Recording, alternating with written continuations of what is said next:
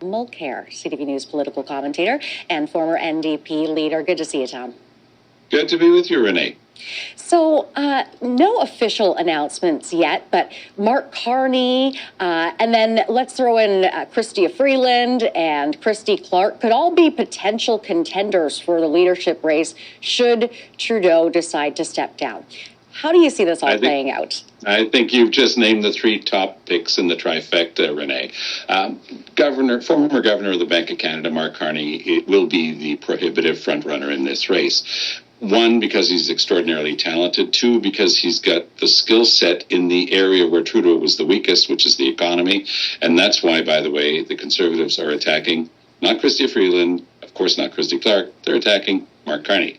Their Quebec spokesperson is out all day today attacking Mark Carney, saying that he's been there advising Trudeau, but actually the person who's been there beside Trudeau on the economy all this time, of course, was Chrystia Freeland. Carney agreed to come on board a couple of months ago, but he doesn't have to bear the burden of any of Trudeau's bad decisions on the economy. And Canadians care a great deal about the economy. You know, in that famous expression from American politics, it's the economy stupid. I mean, you've got to understand that the average Canadian is being told that they have to tighten their belt. They've watched the Trudeau government and the bureaucracy under Trudeau grow exponentially with nothing to show for it. They're giving billions of dollars in contracts to private companies to do the same work. So the average Canadian is saying, look, the Liberal brand is still there.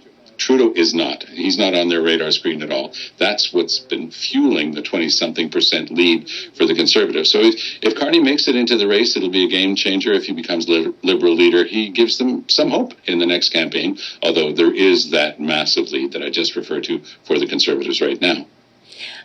Regardless of whether it is Mark Carney or anybody else leading the Liberal Party, does anyone have what it takes to turn the party around?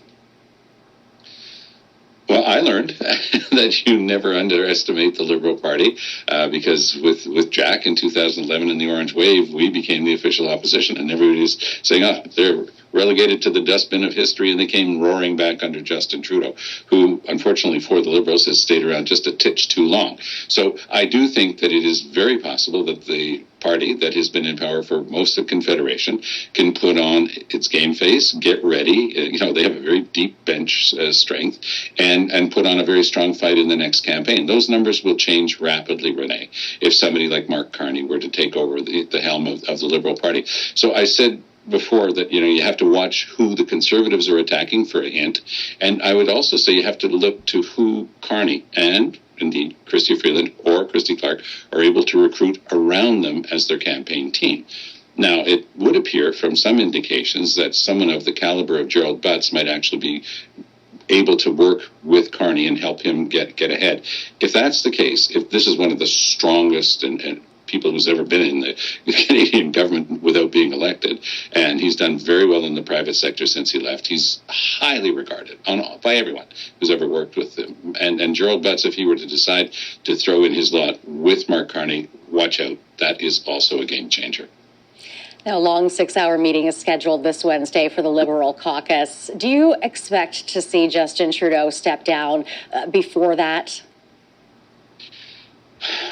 My thinking, I mean, it's entirely possible, and you know, it's very difficult to guess, but I'd say, look, let's start with the certainty. The only certainty is that Justin Trudeau is not leading the Liberals into the next campaign. That's decided. But what he does in the next 48 to 72 hours is, you know, your guess is as good as mine. I think out of respect for his caucus, he'd like to be able to break the news to them. Theoretically, first, it would get out immediately, and then he would be able to do something a bit more orderly. That's been the biggest challenge, Renee, is that nothing has been done in an orderly fashion. Trudeau's known that the writing's been on the wall for about a year, but instead of giving a chance to his successor, he's doing the same thing his dad did to John Turner, leaving them as little time as possible. The same thing that Jacques Chrétien did to Paul Martin, leaving them as little time as possible. Mulroney did the same thing, by the way, to Kim Campbell. They hold on as long as they can instead of giving their successor a chance. So I think that Trudeau is going to try, at least, he's failed the last year, but he's going to at least try to show some success in his leaving of politics. Now, what are the possibilities for the different scenarios? One is called prorogation. You suspend Parliament, essentially.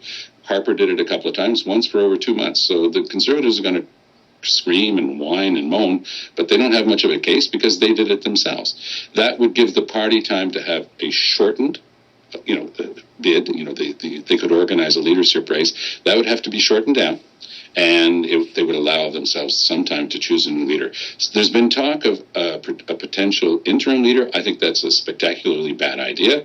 That would, in fact, mean 3 prime ministers in a few months when we're dealing with the most incredibly serious political situation we've dealt with in decades, which is the arrival of Donald Trump and the threat of these massive tariffs. So the Liberals have to do things not only for themselves, but they have to do things putting the country first. I think that, by the way, that's what Trudeau has failed to do, to put the country above his own interests. So he can still try to get it right now, but he's going to have to do it very rapidly. All right, we will have to leave it there. Just call an election now. Who cares about Jagmeet's fucking pension? Doesn't even fucking deserve it. Call election now, everybody. Let's do it. Like and subscribe. God bless, stay safe, and stay warm.